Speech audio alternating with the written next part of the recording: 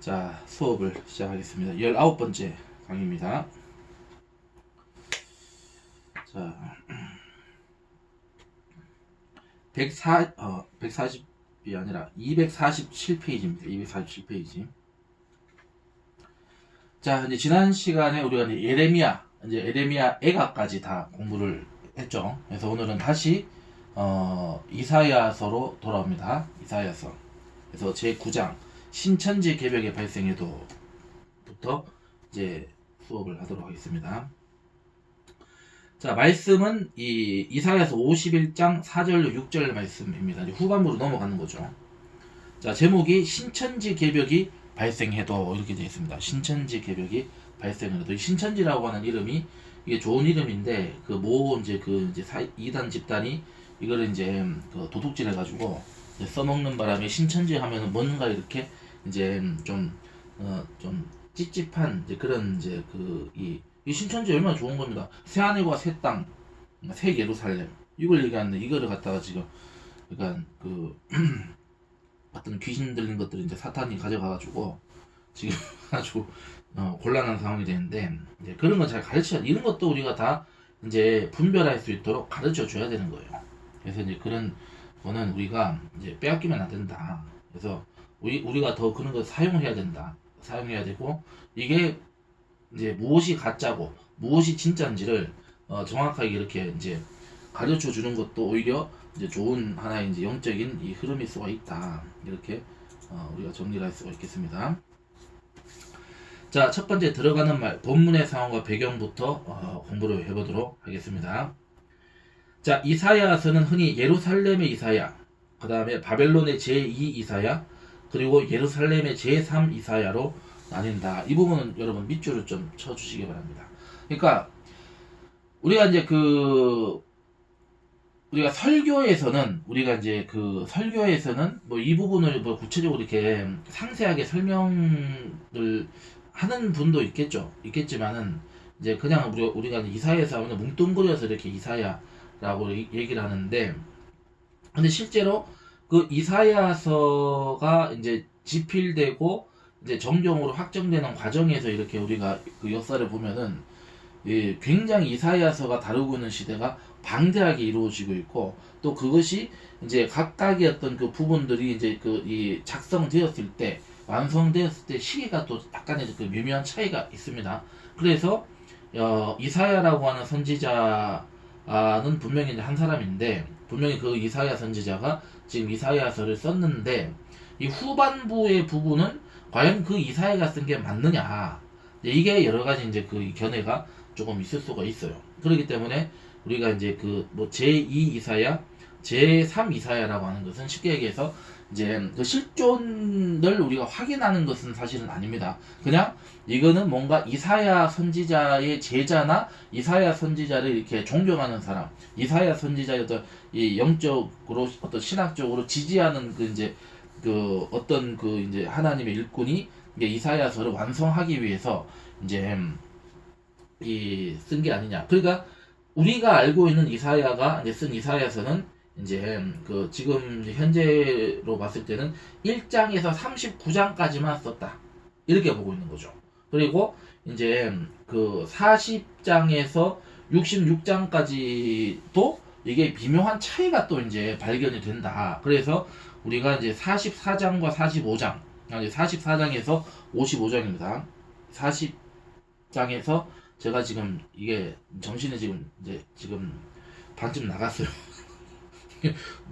눈으로 보고도 내가 지금 헛소리를 하고 있네. 40장에서 55장입니다. 40장에서 55장하고 그 다음에 56장에서 66장이 또 이게 분석을 해보니까 좀 이게 이제 좀 문체도 다르고 약간 이게 어떤 이 성격이 이 냄새가 좀 다르다. 그래가지고 이거는 이제 쉽게 얘기해서 이제 이 얘기했던 이 바벨론에서 이제 제2 이사야라고 이제 불리어지는 사람이 썼을 것으로 이렇게 보고 있고, 그 다음에 이제 56장에서 66장은 이제 쉽게 얘기해서 이제 이 예루살렘으로 이제 이스라엘 백성들이 다시 돌아오게 되죠. 에스라, 스룹바벨에 의해서 성전이 다시 이제 이제 건축이 되고, 이렇게 되면서 이제 오는 과정에서 또 별도의 이제 그 이 저자가 있을 것이다 이렇게 이제 보고 있는 거죠. 그래서 이제 이 바벨론 시기에 이제 그 이사야서를 썼던 제2 이사야, 그 다음에 예루살렘으로 이제 귀환하고 나서 이후에 세 번째 이사야가 있을 것이다 이렇게 이제 나눈다고 보고 있는 거죠. 물론 이것이 이제 과연 이게 이제 이것을 이제 동의하는 사람은 있고 사실 동의하지 않는 사람들도 있습니다. 그렇지만 어쨌든 이제 요렇게 나누어지고 있고 이렇게 이제 세 명의 이제 저자가 있다라고 하는 것이 어쨌든 현재로서는 약간 정설로 사실 받아들여지고 있는 그런 부분이 있다. 그렇게 이제 보시면 되는 겁니다.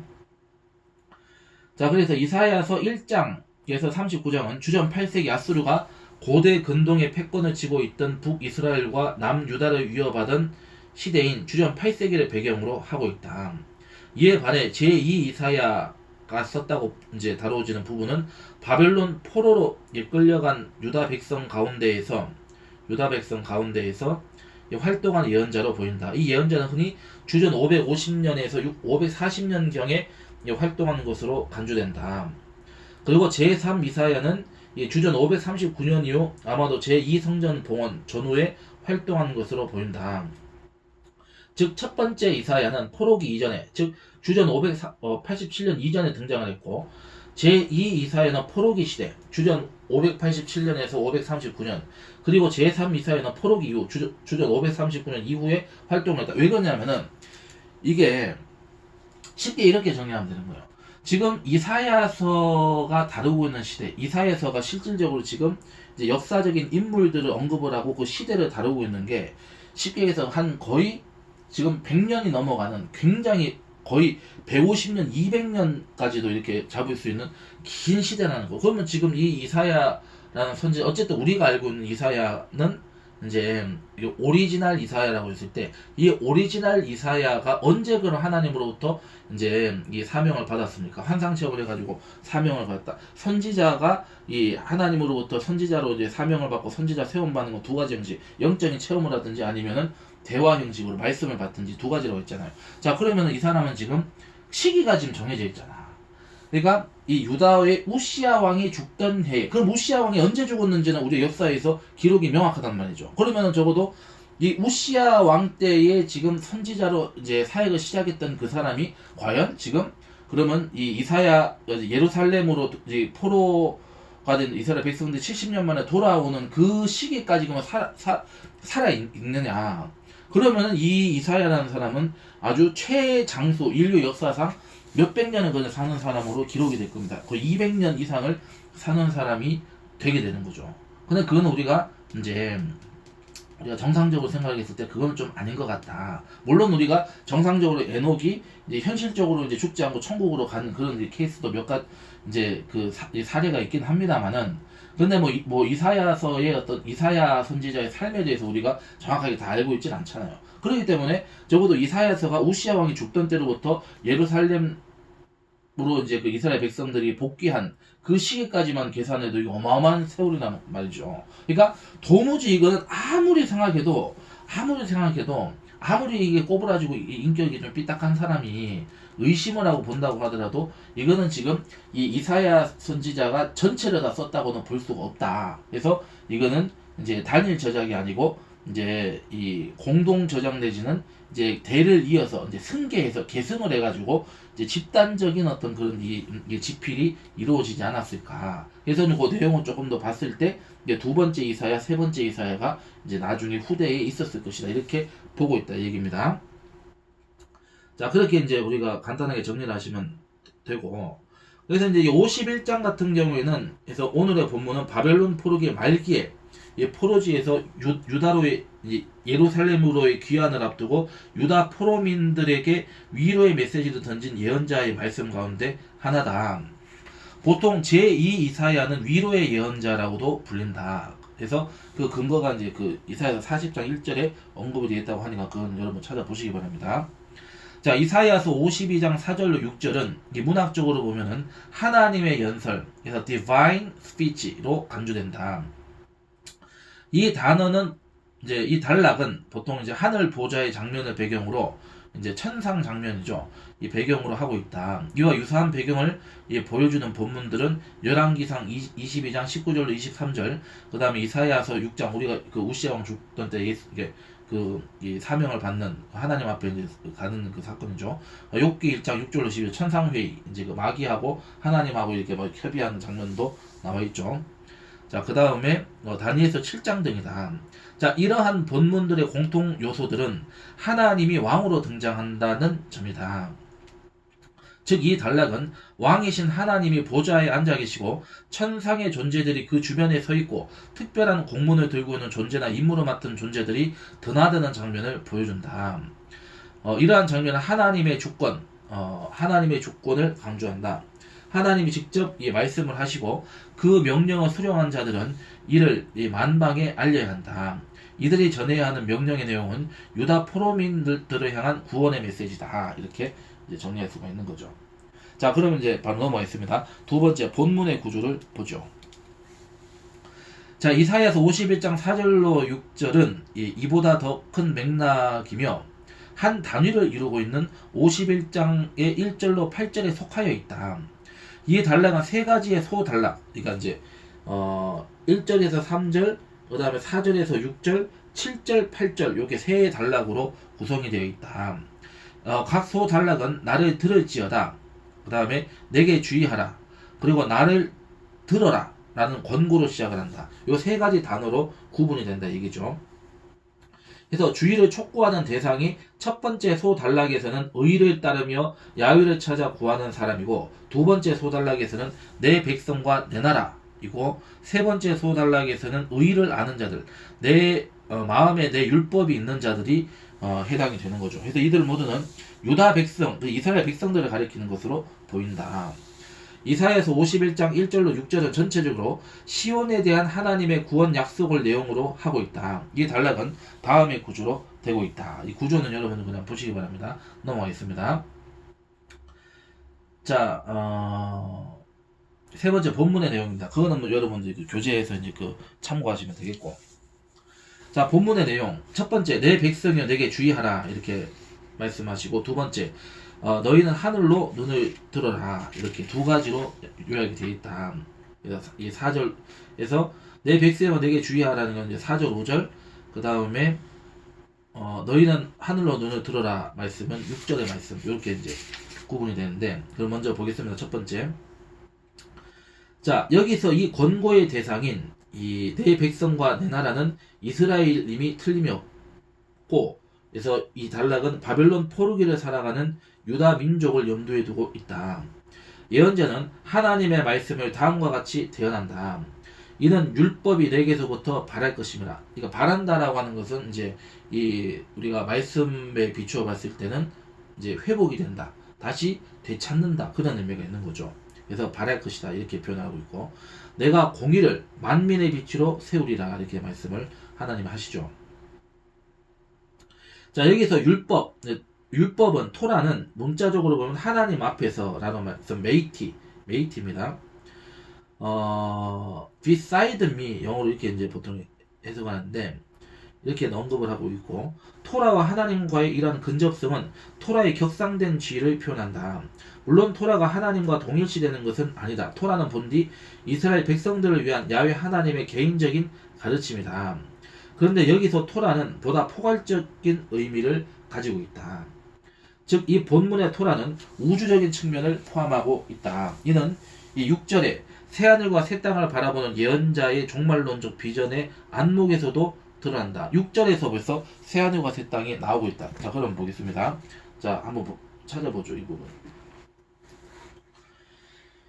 51장, 이사야서 51장 6절.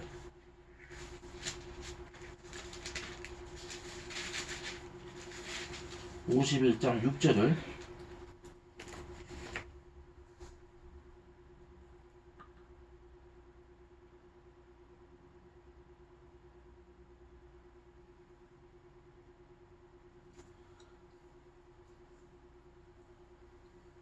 자, 이사야서 51장 4절에서 6절을 우리가 같이 합독을 하시겠습니다. 시작.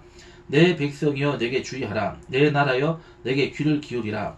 이는 율법이 내게서부터 나갈 것임이라. 내가 내 공의를 만민의 빛으로 세우리라. 내 공의가 가깝고 내 구원이 나갔은즉 내 팔이 만민을 심판하리니 섬들이 나를 앙망하여 내 팔에 의지하리라.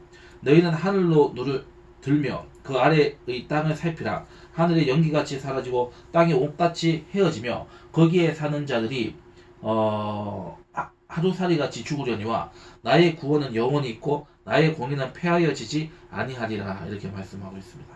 자, 여기에서 이제 그러니까 이 땅, 그러니까 이 우주가, 이 시공간이 쉽게 해서 다 이제 불에 풀어지고 다 이제 소멸될 것이다. 그렇지만은 하나님의 구원은 폐하여지지 않는다. 하나님의 공의는 폐하여지지 않는다. 이렇게 얘기하죠. 그러니까 하나님께 속한 백성들은 하나님께서 끝까지 책임져 주신다는 말씀이 여기에 있는 거예요.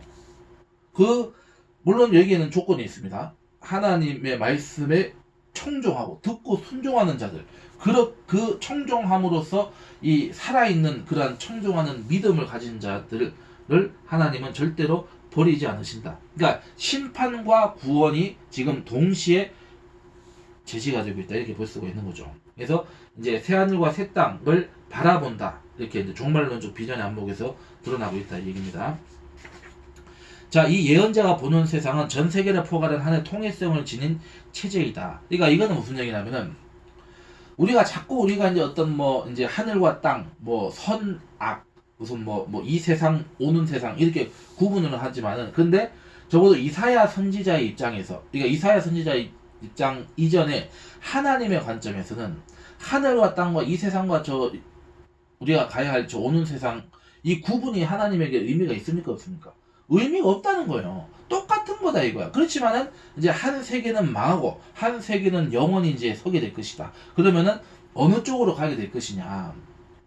그 영적인 세계라고 하는 것은 이제 천국과 지옥으로 나누게 된다고 했을 때 적어도 이 영원한 세계, 이 진짜 그 실존하는 세계를 우리가 바라보고 가야 되는 것이다. 이거를 지금 가르쳐주고 있는 것이고, 그러나 그것이 하나님에게는 그것이 구분이 사실상 무의미한 것이다. 이사야 선지자 입장에서도 무의미한 것이다. 왜? 결국은 이 땅이든 저 땅이든 오는 땅, 하나님 나라 영원한 그 새하늘과 새 땅과 새 예루살렘 통틀어서 다 하나님의 그 주권 하에 있는 하나님의 그 세계, 하나님의 나라이기 때문에 이 하나님의 나라가 이 땅에서부터 메시아를 통해서 회복이 돼가지고 시작이 돼서 결국은 그 나라로 이제 우리가 가게 되는 그 이제 구원의 역사를 하나님이 베푸시기 때문에 우리는 전적으로 누구에게 속한 자들이다? 바로 하나님께 속한 자들로서 우리가 마땅히 이 새하늘과 새 땅과 새 예루살렘으로 가야 된다. 이 종말론적인 어떤 이 비전을 지금 선포하고 있는 것이다. 이렇게 볼 수 있는 거죠.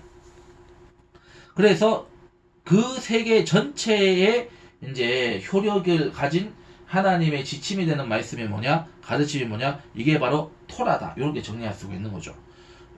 설명하고 있죠. 결과적으로 토라는 한화된 전 세계 질서를 위한 가르침이 된다. 이렇게 표현하는 게 그 말입니다. 자, 여기서 미시파트는 이 공이라고 하는 말은 사법적 판결을 말한다. 본디 이 단어는 개별적인 사법적 판결을 뜻한다. 그러나 이 본문에서는 보다 일반적인 의미를 보여준다. 이 미시파트라고 하는 것은 이 명사입니다.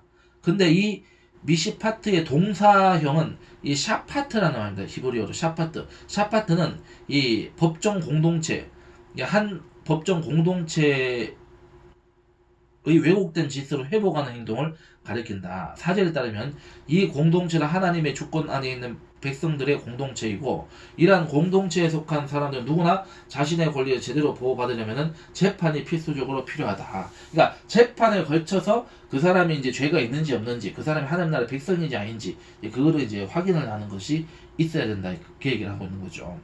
그래서 이 재판이라고 하는 용어는 어떤 사람의 정당함을 입증해주는 무죄 판결일 수도 있고 유죄 판결일 수도 있다. 이는 신명기 25장 1절에 잘 나타나 있다.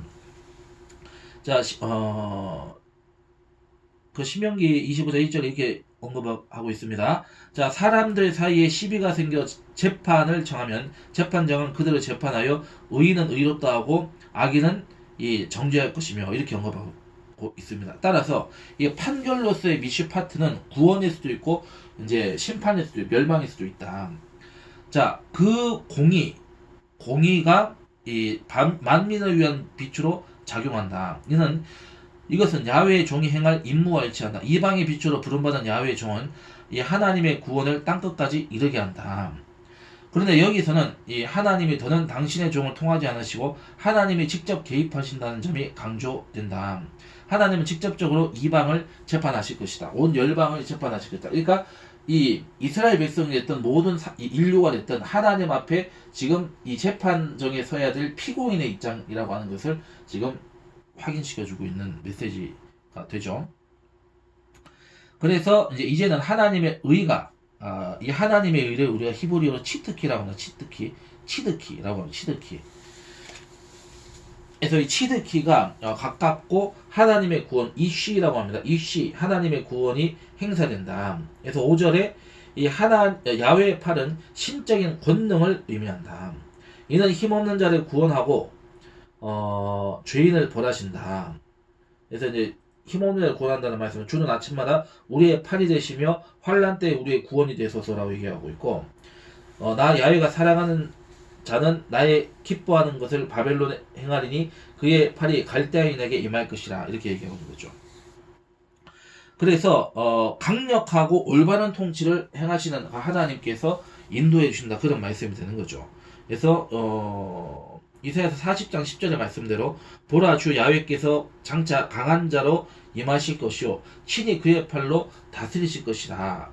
그 다음에 야훼의 팔이 민족들을 재판한다 이렇게 말하고 있고 그리고 이제 이 샤바트라고 하는 것은 구원과 심판 그러니까 우리가 이렇게 해석을 하는 거죠. 요한계시록에 보면은 마지막 때에 우리가 모든 인간들은 아담과 하와부터 시작해서 모든 이 마지막 시대 마지막 사람까지 인류 역사 전체 모든 인간들은 누구도 예외 없이 다 하나님의 심판대 앞에 선다는 거죠. 근데 그 심판대 앞에 서는 것은 그러니까 하나님을 믿고 구원받고 하나님으로부터 버림받지 않은 백성들도 다 서게 되는 거예요. 근데 그 하나님의 심판대 앞에 선다라고 하는 것은 신분이 그러니까 이 입장이 다른 거죠. 그러니까 하나님의 백성들이 받는 재판이라고 하는 것은 이제 이 의의 재판. 그러니까 칭찬받고 위로받고 그리고 죄가 사하여졌다는 그런 이제 확정을 받게 되는 것이고 그 다음에 뭡니까? 이제 은혜의 재판이라고 할 수 있는 거죠. 여기는 이제 그 심판의 재판. 그러니까 심판을 이제 선고하는 거. 난 너희들 모른다. 너희들은 이제 유죄다. 너희들은 이제 지옥으로 가라. 뭐 이렇게 이제 판결을 이제 거기서 최종적 판결을 이제 받을 때가 온다는 것이죠. 그래서 하나님은 우리의 주권자가 되시고 재판장이 되시고 우리의 왕으로서 그것을 이제 행하신다는 것을 얘기하고 있는 것이죠. 그렇기 때문에 심판대 앞에 선다는 것이 누구에게는 구원도 될 수 있고 누구에게는 그게 재앙도 될 수 있다. 이렇게 볼 수 있는 거죠. 예. 자, 그래서 이를 결정하는 것은 재판 대상의 행동에 달려 있다. 그러니까 이제 믿느냐, 순종하느냐, 이제 그 얘기가 되는 거죠. 자, 여기서는 섬들도 야훼를 고대하며 하나님을 의지한다. 섬들은 가장 멀리 떨어진 장소를 뜻한다. 그래서 땅의 모든 끝이여 내게로 돌이켜 구원을 받으라 이렇게 이제 이사야 45 22절에 또 같은 말을 하고 있는 거죠. 자, 이러한 약속의 영향은 한때 이스라엘을 이방 나라와 구분하는 것을 극복하게 한다. 하나님의 새로운 백성들은 유다 백성으로 국한되는 것이 아니라 하나님을 신앙하는 모든 사람들을 포함하는 것이다. 그러니까 이게 지금 이제 이사야 선지자 입장이나 지금 이스라엘 백성들에게 지금 이게 무슨 의미냐. 그러니까 너희들에게 지금 주어진 것은 하나님의 말씀에 순종하는 하나님의 언약이 회복돼야 된다. 그리고 그 언약이라고 하는 것이 너희에게 어떤 사명을 주는 것이다. 이걸 가르치거든. 그 사명이 뭐냐? 결국 온 열방을 구원하는 그 이방의 빛으로 너희들 사용하게 될 것이다. 거기에 너희들은 나아가야 될 것이다. 그러니까 사명의 길로 갈 것이냐 말 것이냐, 순종을 할 거냐 말 거냐. 지금 이거를 지금 이스라엘 백성들한테 지금 얘기하고 있는 거죠. 요나에게도 얘기했던 것이고 이사야에게도 예레미야 우리가 지난 시간에 공부했을 때도 그 이 이스라엘 민족의 관점뿐만이 아니고 전 민족적인 올 네이션, 온 열방의 관점에서 이 사명과 그 예언을 주셨다는 거 우리가 공부했었죠. 지금 이 이사야도 마찬가지라고 하는 거예요. 그래서 사명과 나아갈 길을 분명하게 보여주고 있는 거죠. 그러니까 너희들은 지금 갈 길을 선택을 해야 된다. 그 얘기를 하고 있는 거죠, 지금. 자, 그래서 그러면은 그렇게 이제 믿음의 길, 순종의 길, 사명의 길로 가기 위해서 어떻게 해야 되냐? 두 번째로 얘기하는 게 하나님을 보라. 히브리서의 말씀대로 믿음의 주여 또 온전케 하신 예수를 바라보라는 그 말씀. 너희는 하늘로 눈을 들어라. 이 말씀을 하고 있는 것이죠. 51장 6절의 말씀입니다. 자, 예언자는 갑자기 하늘로 눈을 들며 그 아래로 땅을 살피라고 권고한다. 흔히 하늘을 주목하는 호소는 이스라엘로 하여금 하나님의 창조적인 주권을 상기시키는 의도를 갖고 있다. 즉 이사야 50장 3절에서와 같이 하늘과 땅의 묵시적인 표시들은 창조주와 구속주의 권능을 공포한다. 그런데 하늘이 연기같이 사라지고 땅이 옷같이 헤어지며 거기에 거한 자들이 하루살이같이 죽는 일이 발생할 것이다. 여기에서 연기, 옷, 하루살이는 이 세상의 피조물이 지닌 유한성을 드러내고 있다. 해와 달과 별의 어두워짐과 같은 묵시적인 시나리오는 정치적이고 사회적인 질서의 급격한 변화가 얘기되는 집단적인 공포를 표현한다. 하늘과 땅은 항상 지속적인 것으로 간주된다. 그런데 그러한 하늘과 땅이 더 이상 존재하지 않는다면 이는 전혀 새로운 세계이거나 아니면 반대로 대파국을 뜻한다. 멸망을 뜻하는 거죠. 자, 아무튼 이 사건은 공포를 유발한다. 영원히 존재할 것으로 생각되는 것들이 사라지는 상황이 올지라도 하나님의 구원과 의는 영원할 것이다. 올람이라고 표현합니다. 이 신앙이 지금 제시하고 있는 것이다. 이 예언자의 청중들은 세상의 모든 것이 변하는 상황임에도 불구하고 하나님의 약속은 확실하다는 확신을 갖게 된다. 예수님도 천지는 없어지언정 하나님의 말씀은 없어지지 않는다고 말씀하신 것과 일맥상통하는 거죠. 자, 그 다음에 이제 6절은 다분히 묵시적인 성격을 띠고 있다. 자, 하늘과 땅이 사라져 온 우주와 이 세상이 파괴될지라도 하나님의 말씀은 영원하여 하나님의 의를 쫓는 사람들은 구원에 동참한다는 종말론적인 대망이 담겨 있다. 야훼 하나님의 가르침과 다스리심은 이스라엘에게만 국한되는 것이 아니라 온 세상에 퍼질 것이다. 옛 하늘과 옛 땅은 심판으로 인하여 사라지지만은 야훼의 의와 구원은 영원하다. 하나님의 백성은 이 사실을 염두에 두고 이 인간을 두려워하지 말고 오로지 이 참 소망이 되시는 이 야훼 하나님만을 기다려야 한다는 사실. 그래서 하나님을 바라보고 하나님을 기다리고 하나님께 달려가는 그러한 믿음을 통해서 하나님이 우리를 향한 그 선하신 그 구원의 계획과 사명을 하나님이 우리로 하여금 이루어 주심으로 말미암아서 우리에게는 상급과 이제 면류관을 주시고 우리를 통해서 많은 온 열방이 구원을 받게 될 것이다. 이렇게 얘기하고 있는 거죠. 그러니까 이스라엘 민족 어떤 개개인의 삶에서도 당연히 그것이 이루어져야 되는 것이고 민족적으로도 그 사명이 감당되어져야 되는 것이다.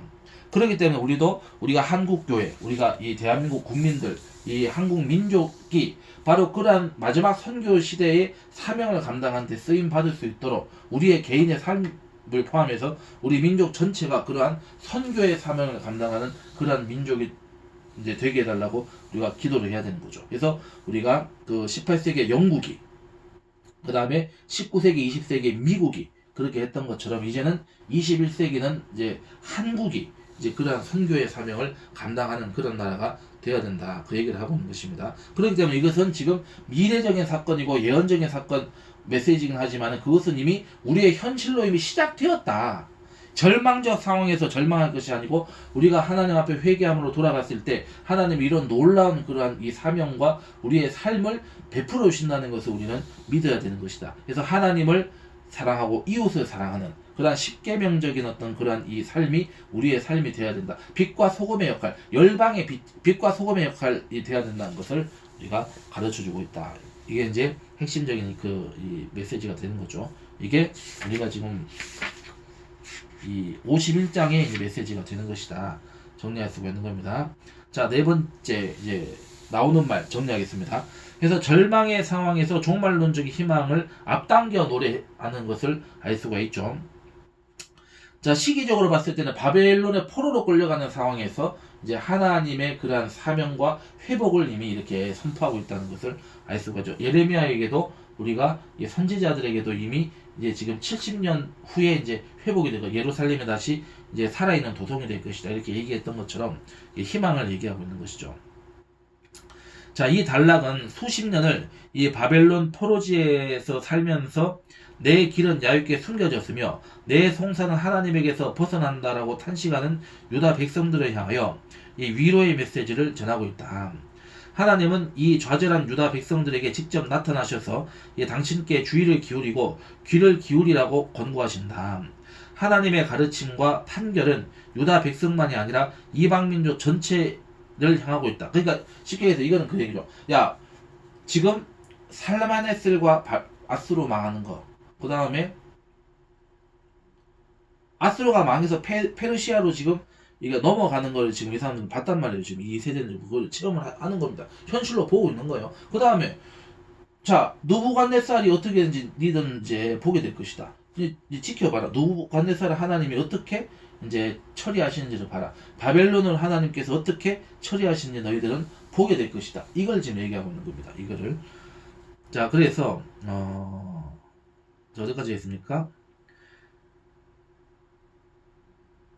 그래서 하나님의 의와 구원과 권능이 만민을 향하고 있으며 이 멀리 떨어진 민족들도 하나님을 고대하며 하나님의 구원에 동참한다. 예언자는 하늘과 땅과 그곳에 거하는 사람들이 모두 사라지는 신천지의 개벽 사건이 발생을 해도 하나님의 구원과 하나님의 의는 영원하다는 점을 강조한다.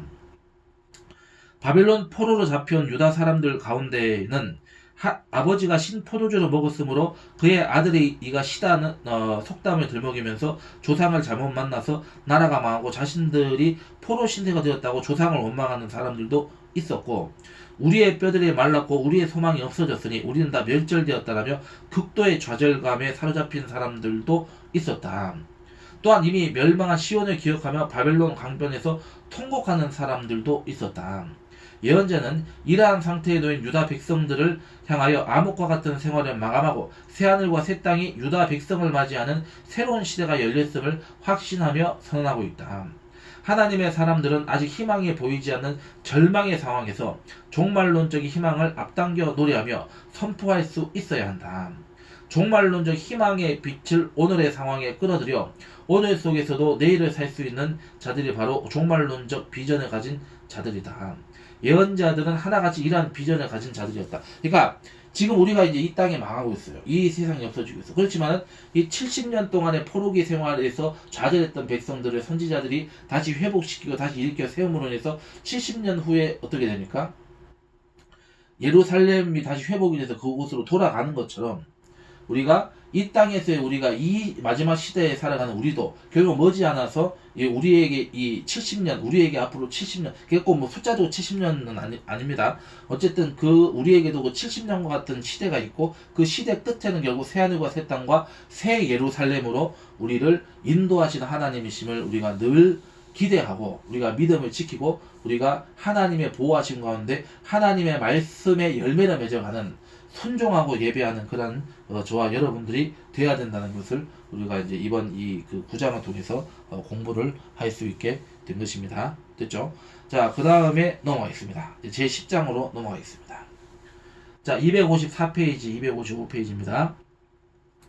자, 여기서 하나님이 기뻐하시는 금식. 이제 회개의 한 방법으로서 하나님 앞에 회복하는 금식. 이제 하나님께 온전하게 우리를 드리는 그런 이제 금식의 어떤 영적인 의미, 금식을 해야 될 정도의 그러한 이제 그 이스라엘 백성들을 지금 얘기하고 있는 것입니다. 자, 첫 번째 들어가는 말, 본문의 역사적 상황, 문학 형식. 반가로 1번. 이 본문의 문학적 역사적 상황을 보도록 하겠습니다. 본문의 역사적 상황. 자, 말씀은 58장입니다. 이사야서 58장 5절에서 12절의 말씀입니다. 자, 이사야서 58장은 56장과 66장, 그러니까 제3 이사야에 속해 있으며 이사야서 56장, 66장은 40에서 55장의 내용을 전제하고 있다. 제3 이사야서는 유다 백성이 포로지 바벨론에서 돌아온 이후에 주전 539년 이후의 상황이죠. 이 고레스 칙령 이후의 상황이다 얘기입니다. 자, 그 시대를 배경으로 하고 있더라. 그래서 바벨론 포로지의 상황과 관계된 이사야 40에서 55장은 바벨론의 포로기를 끝내고 본국으로 귀환할 것이라는 구원 약속으로 가득 채워 있다. 그러나 주전 539년 부푼 꿈과 희망을 갖고 귀환한 본국의 상황은 기대와는 너무나 달랐다. 그들이 생각했던 긍정적인 환경은 아직 오지 않았다. 그렇다면 어찌해서 약속된 구원이 지연되고 있을까? 이사야서 58장은 먼저 금식 실천에 대하여 백성들에게 제기한 불평을 소개하면서 이 질문에 답한다. 그리고 하나님을 기쁘시게 하는 신선 응답이 어떤 것인지를 보여주는 거죠. 그러니까 자, 예루살렘에 돌아와서 70년 돼가지고 이제 돌아왔어요. 돌아왔는데 우리가 그러니까 에스라서에 보면은 어떻게 돼 있어요? 그러니까 그 70년의 역사 속에서 얼마나 고비가 12고비가 있었는지 아시겠죠? 거기에다가 지금 이 성전이 공사되고 도성이 지금 지어지고 있는 시작이 되고 있는데 그 공사가 또 지금 이제 이제 세월아 네월아 지금 이게 회방을 당하고 있고 지금 지체되고 있는 상황까지 있죠. 그러면 이게 예루살렘 성전이 다시 세워지고 도시가 다시 건설되기까지 그러면 그 상태는 어떻고 폐허 상태 완전히 지금 이제 그 예레미야에 가서 말씀대로 진짜 막 그 70년 전에는 진짜 막 아사자가 나오고 막 부모가 자식들을 그 굶어 죽은 자식들을 막 살만 먹는 사태까지 막 발생을 했잖아요. 이제 그런 상태가 그러니까 물론 많이 회복이 되고 거기에 남아 있었던 백성들도 있었다는 그런 기록도 있어요. 그러니까 하나의 큰 도시가 완전히 시골의 읍내처럼 완전히 그냥 그게 그냥 오그라든 상태가 되었다 이렇게 보시면 되는 거예요. 그러니까 그 가서 보니까 얼마나 그 70년이면 솔직히 말해서 그 이제 이 포로로 끌려갔을 때 그 20대 30대 노인 세대가 돼가지고 그 시대를 기억을 한단 말이야. 지금 솔로몬 성전이 어땠고 지금 이 도시가 물론 이게 산으로 둘러싸여 있는 그런 뭐 도시긴 하지만은 어쨌든 그 도시가 작은 도시가 아니었단 말이죠. 왜냐하면 그 기록에 보면은 우리가 적어도 다윗이 이제 예루살렘을 이제 이 수도로 이제 이게 세우고 나서 건설하고 나서 인구가 늘어나가지고 솔로몬이나 적어도 남부 왕조 시대 때만 하더라도 20에서 30만 명 정도가 사는 대도시가 되어 있었단 말이죠. 근데 그게 그냥 그 읍내처럼 그렇게 그냥 뭐 백 명인지 몇천 명인지도 알 수 없는 그게 이제 사람들이 모여서 그냥 거기서 그냥 쉽게 해서 빌어먹고 사는 그런 상황을 봤을 때 그 당시에 그 포로로 끌려갔던 그 이 청년이나 이 아동 세대들 같은 경우는 지금 이제 60대, 70대가 돼가지고 이제 그 상황을 이제 생각을 할 거 아니야. 그리고 얼마나 이게 눈물이 나겠어. 얼마나 이게 한이 되겠어. 그리고 지금 이게 어느 천년에 이게 지금 이게 이제 신도시를 만들어야 되고 지금 이게 골치 아픈 상황이 되는 거죠, 지금. 이게 골치 아픈 상황이 되는 거죠. 그러니까 지금 이제 이러한 상황에서 그러면 어떻게 하나님의 응답, 하나님의 도우심을 우리가 구해야 될 것이냐. 우리가 하나님 앞에 바로 서야 된다. 영적으로 정화돼야 된다. 그걸 얘기하고 있는 것이다. 그래서 그거에 한 방식으로 금식기도, 금식을 통한 회개를 이제 촉구하는 그런 이제 말씀이라고 보시면 되는 겁니다.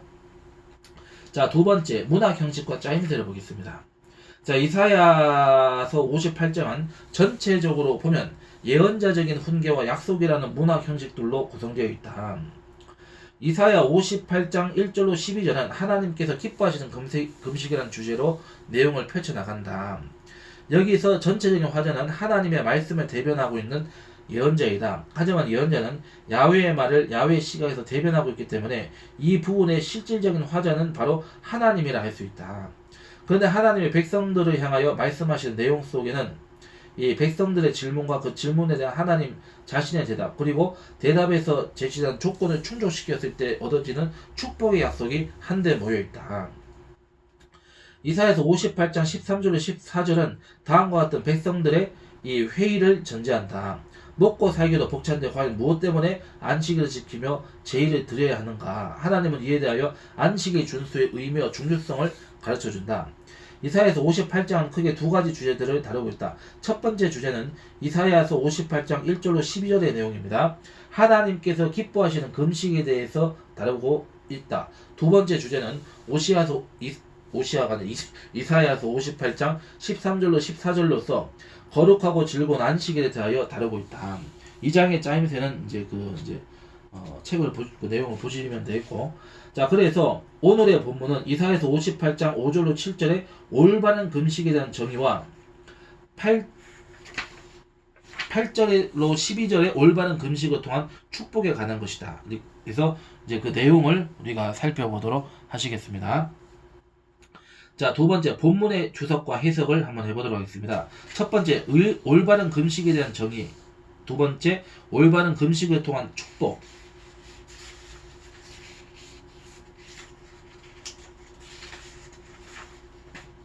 이렇게 되어 있네요. 자, 그러면 첫 번째, 올바른 금식에 대한 정의를 보겠어요. 58장 5절로 7절에 해당되는 말씀입니다. 자, 올바른 금식에 대한 정의를 여기서 담고 있는데, 먼저 예언자는 이 금식일의 외적 의식을 열거하면서 이런 논쟁적으로 비판을 한다. 그러니까 뭐가 잘못된 거고 뭐를 해야 되는지를 이제 이렇게 문제제기를 하는 것이죠. 자, 58장 5절을 한번 보겠습니다. 자, 이것이 어찌 내가 기뻐하는 금식이 되겠으며 이것이 어찌 사람이 자기의 마음을 괴롭게 하는 날이 되겠느냐. 그의 머리를 갈대같이 숙이고 굵은 배와 재를 펴는 것을 어찌 금식을 하겠으며 야훼께 연락될 날이라 하겠느냐.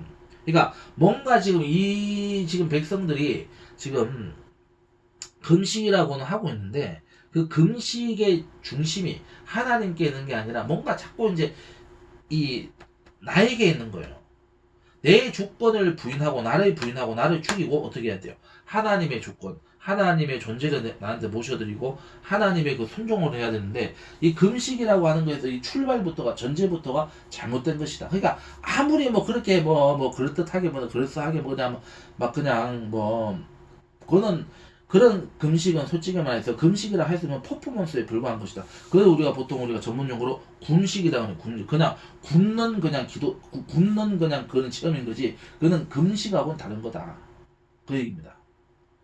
그래서 이제 그 의미, 그 뭐가 도대체 사람들이 그러면 뭐가 문제인지를 한번 살펴보도록 하겠습니다. 자, 이처럼 날카로운 논쟁은 포르기 이전의 예언자들의 논쟁과 비슷하다. 여기서 마음을 괴롭게 하는 것과 머리를 갈대같이 숙이는 것, 그리고 굵은 배와 재를 펴는 것 등은 이 금식을 행할 때 행하는 전형적인 행위들이다. 왕의 명령과 왕의 명령과 조서가 각 지방에 이르러 이름에 유다인이 크게 애통하여 금식하여 울며 부르짖고 굵은 베옷을 입고 지에 누운 자가 무수하더라. 이런 말씀이 있죠.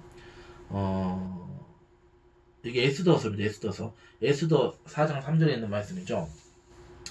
그런 사례가 있는데, 자, 금식할 때 삼베옷을 입는 것은 시체가 있는 수위를 상징을 한다. 그래서 재를 머리에 덮어 쓰는 것은 사망한 시체를 땅에 묻는 것을 나타낸다. 자, 특히 금식을 행하는 동안 삼베옷을 입고 땅에 몸을 납작하게 엎드리는 관습이 있는데, 이것은 또한 죽은 사람이 입관 준비를 하는 것을 따라한 것이다. 그러나 어떤 금식도 하나님을 기쁘시게 할 수 없다. 왜냐하면 그것은 잘못된 동기, 즉 이기주의에서 비롯되었기 때문이다. 예언자는 경멸주의 말투로 갈대처럼 고개를 숙이는 것, 상복과 재를 뒤집어 쓰고 누워있는 것을 비판한다. 그러니까 퍼포먼스 하는 거다. 그 얘기를 하는 거죠. 자, 그렇다면 하나님이 기뻐하시는 참 금식은 어떤 것인가? 그러니까 그렇게 안 해도 좋다 이거 쉽게 해서 100번 양보를 해가지고 300 안 입어도 좋고 그냥 그 더미에서 그냥 안 뒹굴어도 좋다. 그렇게 안 하더라도 정말 하나님 앞에 우리가 진심으로 우리가 회개하고 하나님 앞에 우리를 드리는 회개를 해야 된다. 금식을 해야 된다. 그 얘기입니다. 자, 그래서 자, 하나님이 기뻐하는 참 금식은 6절로 7절 하나님께 대한 참된 금식의 긍정적인 묘사가 이어지고 있다. 자, 58장 6절로 7절에 그게 나와있죠. 자, 내가 기뻐하는 금식은 흉악의 결박을 풀어주며 멍에의 줄을 끌어주며 압제당하는 자를 자유하게 하며 모든 멍에를 꺾는 것이 아니겠느냐. 또 줄인 자에게 내 양식을 나누어 주며 유리하는 빈민을 집에 들이며 헐벗은 자를 보면 입히며 또 내 고륙을 피하여 스스로 숨지 않는 것이 아니겠. 자, 금식은 뭐냐? 금식하면서 무슨 그냥 하나님 응답을 하나님 복 주시옵소서 이 금식이 아니라 그 금식이 아니라 금식이라고 하는 것은 물론 우리가 식사를 금하는 것도 포함이 되지만은 그것보다는 바로 내가 가진 것을 이웃들에게 나누어 주는 것, 그리고 하나님의 말씀을 전해 주는 것, 그리고 아픈 자를 고쳐 주는 것, 이 고침받을 수 있도록 도와주는 것, 그 다음에 이제 돈을 구워줬을 때 이자를 높게 받지 않는 것, 그리고 탕감할 수 있으면 탕감도 해주는 것, 그리고 맺힌 게 있으면 풀어주는 것, 싸웠던 사람하고 화해하는 것. 그래서 이웃이 하나님의 은혜를 나를 통해서 체험해서 그들의 어떤 그런 이 묶였던 것이 영적으로, 육적으로 어떤 그 삶의 환경적으로 풀어지게 하는 것. 이것이 바로 그러한 것을 행하면서 금식을 해야지만이 그 금식을 하나님께서 받아주시는 것이다. 그걸 얘기하는 거죠. 그러니까 하나님을 사랑하고 하나님 앞에 회개하고 이웃과 화해하는 이러한 그 금식이 되어야 된다는 것을 명확하게 지금 설명하고 있는 것이죠. 자, 여기서는 하나님께 향한 금식이 인간을 향한 행위들로 대체된다. 6절에 소개된 야훼께서 요구하시는 네 가지 행동. 첫 번째가 흉악의 결박을 풀어준다. 두 번째, 멍에의 줄을 끌어준다. 셋째, 압제당하는 자를 자유케 한다. 네 번째, 모든 멍에를 끊는다. 이것은 하나님께서 그렇게 해주시겠다는 거예요. 그런데 하나님이 그렇게 해주는 것처럼 우리도 지금 이웃이 묶여져 있는, 멍에 매여 있는 지금 문제가 있는 사람들을 풀어주고 끊어주고 자유케 해주는 것을 지금 해야 된다는 얘기를 지금 하고 있는 거죠. 무슨 말인지 아시겠죠? 자, 그래서 이 압제에서 시작된 공동체의 구성원들을 구출하는 것이다. 이러한 요구는 여기서 처음 제시된 것이 아니고 이미 이스라엘의 고대 법률들의 이 모세 오경에서부터 이미 율법에서 이 기록이 되어 있다는 것이죠. 자, 따라서 7절은 이러한 이웃사랑의 금식을 좀 더 구체적으로 설명을 한다. 양식을 나누어 주는 것, 거처를 나누어 주는 것, 입을 것을 나누어 주는 것, 즉 생명 유지의 절대적인 것을 공유하는 것이다. 쉽게 얘기해서 너희가 지금 너희 이 삶의 현장에서 굶어 죽는 사람 없어야 되고 아픈데 방치되는 거 없어야 되고 빚을 막 그냥 막 과도하게 막 그냥 그 막 이자를 높이 막 이게 안 해줘야 된다 이거야. 그리고 줄인 자들가 없어야 된다. 이걸 얘기하는 거죠. 무슨 말인지 아시겠죠? 그 다음에 어떤 노예로 그냥 과도하게 막 이렇게 막 이 피해 있는 거 이런 거 없어야 된다 이거야. 그런 사람들이 다 자유하게 되고 그들과 함께 금식을 할 때 어떻게 된다? 그 금식을 하나님께서 받아주실 것이다. 그걸 얘기하는 것이죠. 그냥 개인적으로 그냥 뭐 삼배옷 입고 뭐 제르 디브스 거기서 그냥 뭐 지랄 발광한다고 해서 그거 뭐 하나님 그 백날 해봤자 그거는 뭐 의미가 없는 것이고 진짜 금식이라고 하는 거는 이웃을 살려주는 역할을 해야 되는 것이다. 이웃 사랑을 실천함으로써 그게 나타나야 되는 것이다. 그거를 표현을 하는 거예요. 이것이 없는 그 금식은 전부 다 그거는 쇼고, 그거는 이제 그건 안 된다. 그건 정말 예수님 오실 때까지 한다고 해서 그거는 아닌 것이다. 이거 얘기하는 거죠. 기뻐하지 않는다 얘기입니다. 자, 그래서 7절의 마지막 행은 약하고 가난한 자들을 너 자신의 고륙이라고 언급을 한다. 그러니까 하나님 안에서 다 우리가 이제 형제 자매들이다 이 얘기를 하고 있죠. 왜냐하면 여기서 내 고륙이란 욥기 이 31장 15절과 같은 맥락에서 이해되기 때문이다. 나를 태속에 만드시니가 그도 만들지 아니하셨느냐. 우리를 뱃속에 지으신 자가 한 분이 아니시냐. 즉 이 어구는 이웃을 염두에 두고 있는 것이지 단순히 동족만을 상정하고 있는 것은 아니다. 한마디로 야훼가 바라는 금식은 경제적 생활에 필요한 기본적인 요소들을 공동체 전 구성원이 함께 나누는 것이다. 또한 압제당하는 자들에게 대한 구제 의무들, 의식주 공급은 이스라엘과 고대 근동에서 널리 알려진 것들이다. 이는 전통적인 금식 규정을 폐기하는 것이 아니고 그 매개의 변수를 확장함으로써 윤리적으로 재정의한 것이다. 야훼 신앙의 윤리적 차원은 제2 이사야, 학계, 스가랴에게서도 그다지 큰 역할을 하지 못했지만 제3 이사야에 이르러서는 상당히 현저하게 부각된다. 여기서 열거된 인도적인 행위들은 금식과 모티브가 일치한다. 두 행위 모두 자기 억제, 즉 자기 포기가 요구된다. 금식뿐만이 아니라 남을 돕는 인도적인 행위도 자기 포기에 필요하기 때문이다. 바로 여기서 인도주의가 하나님께 직접 드리는 제사보다 더 중요한 것임을 하나님의 이름으로 천명하는 대변화가 시작. 그러니까 금식 안 해도 좋아. 쉽게 해서 금식하지 마. 금식 안 해도 좋아.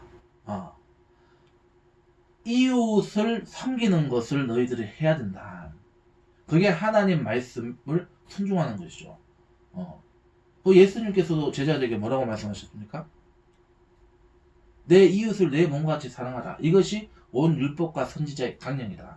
그러니까 오직 주 너의 하나님만을 사랑하고 그리고 내 이웃을 내 몸과 같이 사랑하라. 이것이 온 율법과 선지자의 강령이다. 말씀하신 거 똑같은 말씀을 지금 여기서도 하고 있는 거죠. 그걸 얘기하는 거예요. 그래서 그렇게만 할 수 있으면 금식할 필요 없다. 뭘 금식하냐? 네가 먹고 싶으면 먹어라. 먹어. 짜장면 먹고 싶으면 짜장면 먹고, 뭐 비빔밥 먹으면 비빔밥 먹어라 이거야. 먹으면서 실천해라 이거야. 뭘 금식을 해가지고 뭘 변화시켜 달라고 할 것이냐. 너희들은 다 알고 있지 않느냐. 너희들에게 주신 그 말씀대로, 하나님의 말씀대로 하면 된다. 지금 이거를 하나님의 지금 응답을 하시는 것이다. 지금 이사야 선지자가 그래서 이제 지적하고 있다. 이렇게 보시면은 되는 것입니다. 그래서 이 하나님이 금식으로 의도하신 것은 하나님 앞에서의 자기 비하가 아니고 억압당하는 자의 자유이다. 하나님이 실제적으로 원하시는 것은 이 동료, 이웃에 대한 실천적 사랑을 원하는 것이다. 그것이 진정한 이 금식의 본질이다. 그것이 바로 너희들이 회개하고 용서받았다는 증거다. 이렇게 지금 하나님은 가르쳐주고 있는 것이죠. 그래서 여기까지 일단 하고, 두 번째 올바른 금식에 대한 축복 이제 부분부터는 이제 다음 시간에 우리가 이어서 강의를 하도록 하겠습니다.